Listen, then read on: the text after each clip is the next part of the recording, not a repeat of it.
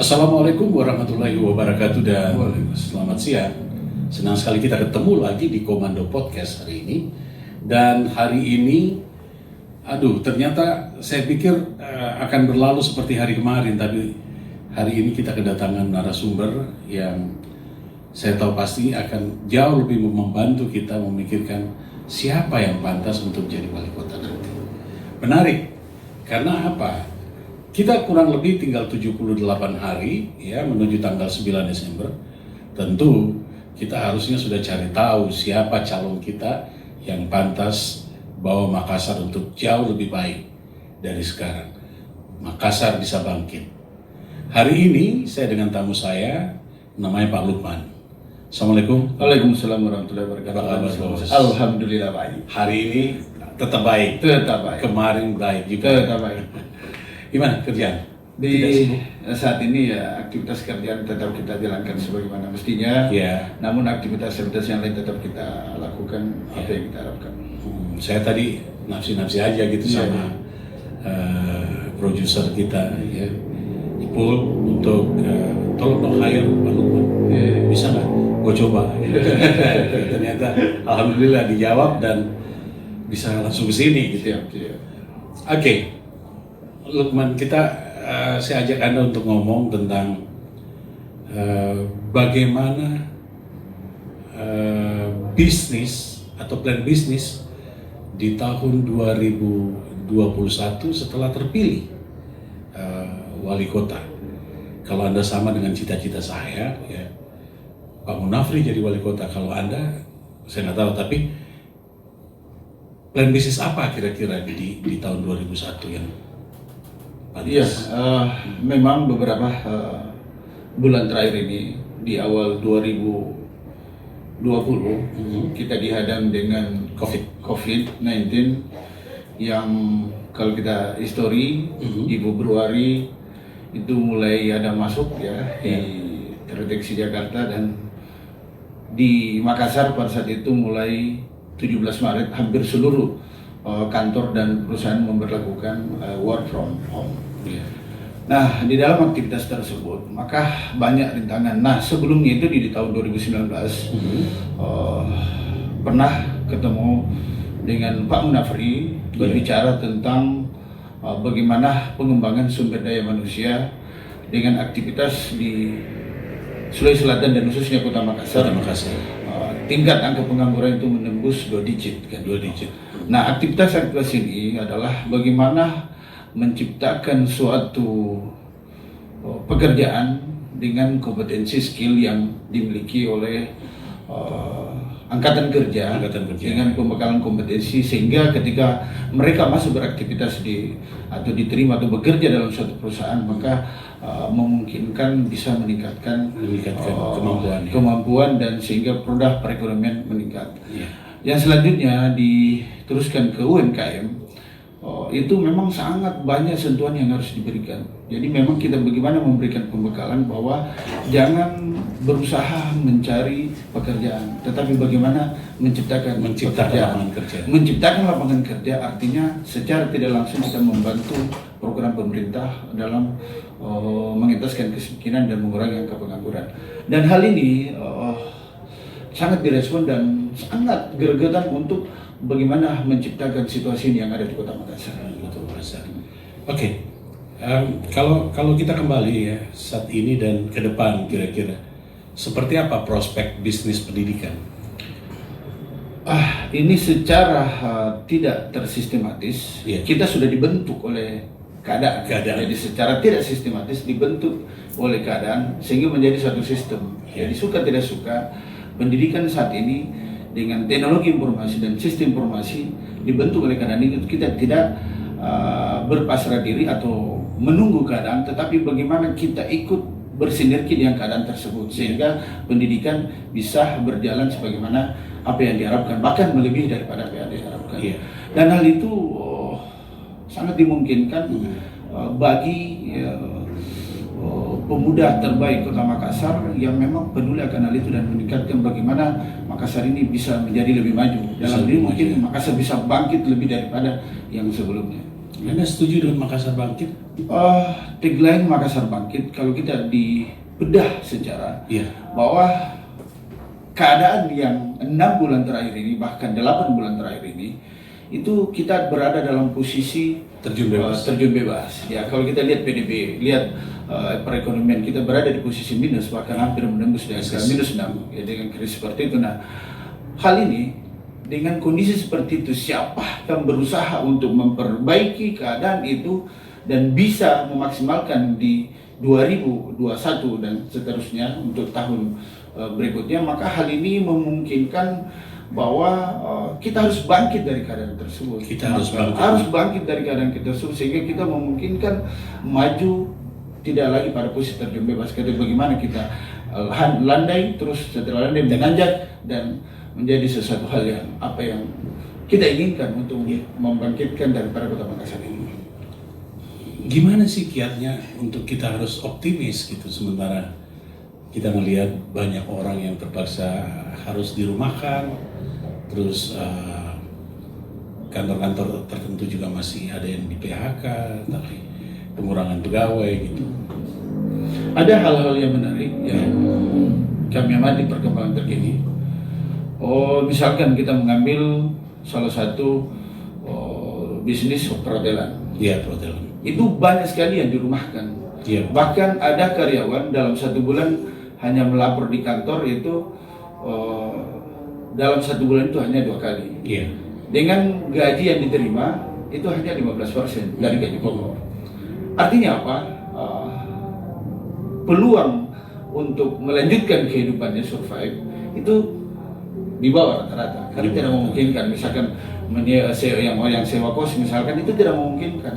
Bagaimana lagi untuk kebutuhan sehari-harinya? Nah, ada beberapa yang menarik saya dari sisi calon wali kota kita ini adalah itu dibentuknya dengan menciptakan lapangan kerja, misalkan gugus tugas COVID-19. Itu yang dibentuk, artinya saya lihat yang bertugas di situ setelah melakukan proses kesehatan, tes kesehatan dan sebagainya, maka ditempatkan itu kan menciptakan lapangan kerja. Mereka turun memantau masyarakat yang berkerumun dan sebagainya, mereka didata, bahkan diberikan pemeriksaan secara gratis. Bahkan ada yang dibentuk itu adalah wisma COVID-19 yang terkena dan diberikan pemeriksaan secara gratis. Dengan ini, itu suatu fakta bahwa hal yang saya dapatkan yang model seperti itu, bahwa ini sudah terjadi. Pertama, membantu program pemerintah dalam pemberantasan COVID-19 ini, bagaimana kita penyebarannya bisa dicegah dan bagaimana bisa menghentikan dan selanjutnya mengatasinya. Yang selanjutnya di sisi itu tercipta lapangan kerja sebenarnya. Tercipta lapangan kerja. Iya, kemarin ada duta kesehatan. Ya, itu. Itu udah turun ke lapangan ya.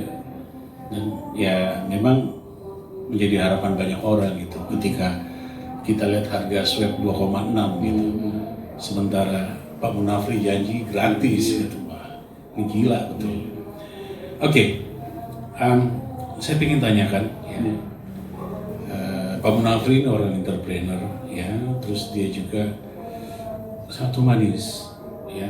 Kita kenal dia adalah tokoh bangkitnya sepak bola di Makassar setelah lama ya. Terus menurut Anda Pak Munafri seperti apa? Anda kan ada di lingkungan bisnisnya. Jadi kita lihat mengamati perkembangan PSM itu sempat puasa beberapa puluh tahun. Betul. Iya, untuk mendapatkan namanya the winner untuk di Liga. PSM juara 1. Hal itu sudah dibuktikan kemarin bahwa PSM bisa mendapatkan. Artinya apa? Ada proses manajemen, ada proses manajerial yang mampu dilakukan, untuk mendapatkan sebagaimana yang diharapkan, itu diciptakan menjadi the win, pemenang. Ya. Artinya konsep manajerialnya, konsep manajemennya mampu diciptakan. Sisi yang lain, Pak Munafri kalau kita lihat historinya, ya dengan lingkup keluarganya, di dalam proses perkembangan bisnis, orang yang mapan dalam melakukan sesuatu pekerjaan, artinya bukan lagi mengejar sesuatu benefit yang cukup maksimal, tetapi bagaimana jiwa raganya atau bagaimana pikirannya, bagaimana tenaganya bisa diberikan untuk rakyat khususnya Kota Makassar. Hal ini artinya bahwa memang kita butuh sentuhan yang seperti ini. Itulah yang mungkin dikenal dengan konsep humanis. Ya, salah satu indikatornya. Nggak kaget Anda tiba-tiba Pak Munafri terjun lagi ke politik gitu? Sebenarnya manusia punya kesempatan. Ya, setiap manusia punya kesempatan untuk masuk ke dalam dunia politik. Artinya kalau ini niatnya kita untuk memperbaiki, terus dengan hal-hal tertentu, maka mungkin ada ruang dan jalan untuk masuk ke dunia politik. Karena untuk merubah suatu konsep tatanan kepemerintahan, maka suka dan tidak suka kita harus berada dalam sentuhan politik itu sendiri. Iya. Menjalin komunikasi nggak dengan Ibu dan Pak Munafri? Sampai saat ini beliau sangat dalam komunikasi, beliau sangat luar biasa. Sangat tadi saya tadi pagi ini saya lihat di sistem kok dari sholat subuh jalan-jalan keliling Kota Makassar, sehingga di beberapa warkop itu sangat luar biasa. Artinya tanpa dia mungkin lihat bagaimana kondisi Makassar, bagaimana kondisi anak. Kalau itu saya setiap hari juga buka, saya biasa di share gambar sama Erwin. Ya, memang Pak Munafri jam 4.45 deh sudah bergerak. Ada di masjid tertentu. Betul. Kalau sama Ibu Anda dekat? Waduh, sangat ini saya lihat ini perkembangan di sosial media, bahkan fakta data lapangannya beliau sekarang bagaimana memperhatikan majelis-majelis taklim, bagaimana memperhatikan ibu-ibu kasihan yang belum tersentuh, sehingga mereka turun langsung ke lapangan. Saya lihat. Ada salah satu kerja-kerja dari Ibu yang saya salut, yaitu Bosok Care atau apa? Iya, Bosok Peduli. Bosok Peduli. Itu apa ya? Saya mau katakan bahwa cepat tanggap gitu. Jam 6 kebakaran, Ibu dan Bapak sudah jam 7 sudah ada di lapangan. Bukan hanya itu, dari beberapa tempat-tempat yang lain gitu. Seperti itu dan tidak berubah. Sebelumnya jauh bergulir ini keadaan bahwa ada Wakil Wali, beliau sudah turun ke lapangan dengan kemarin Welcome to Green, misalkan bagaimana. Jadi programnya udah lama ya? Iya, Bosok Peduli udah bergerak jauh sebelumnya. Itu sudah ada bagaimana di masyarakat agar mencegah terjadinya mungkin banjir, sehingga membuat fori di sekeliling menanam bunga tumbuh-tumbuhan yang mampu terjadi serapan air. Itu jauh itu sudah dilaksanakan sebelum di COVID ini, mereka sudah bergerak. Beliau sudah bergerak semua. Oke, karena waktu saya janji tadi memang udah lebih 5 menit, tapi nggak apa-apa ya. Pak Lukman, kalau hari ini insya Allah ya Pak Munafri jadi wali kota, apa harapannya Pak? Harapannya ya, karena kalau kita amati di media bahwa Makassar bangkit. Makassar bangkit. Artinya bahwa memang buktikan bahwa Makassar bangkit itu terlepas daripada beberapa indikator yang selama ini terjadi, tingkat pengangguran. Betul. Maka ciptakan lapangan kerja dan bisa mensejahterakan masyarakat. Dari sisi tatanan kepemerintahan, saya lihat dilengkapi dengan birokrasi, yaitu Pak Rahman Bando, dan cukup penghuni di dalam hal melakukan aktivitas birokrasi. Dan beberapa histori biografinya beliau cukup handal. Maka inilah sebenarnya suatu perpaduan dari paling pas ya. Paling pas. Jadi gabungan antara pengusaha dalam hal ini entrepreneur Pak Munafri ditambah dengan birokrasi Pak Rahman Bando, yang memungkinkan ini perpaduan yang bisa membangkitkan Kota Makassar menjadi lebih baik. Dan Makassar pasti bangkit. Lukman, terima kasih Anda sudah datang di sini. Aduh, kalau saya bilang saya tadi hopeless gitu untuk hari ini. Saya harus punya satu orang yang wajar, tapi setelah saya ngobrol sama Anda mengalir gitu. Terima kasih Lukman ya sudah datang.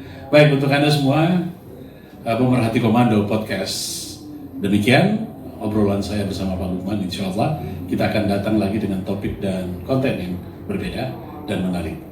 Saya Don Dinar, wassalamualaikum warahmatullahi wabarakatuh, dan salam Komando. Salam.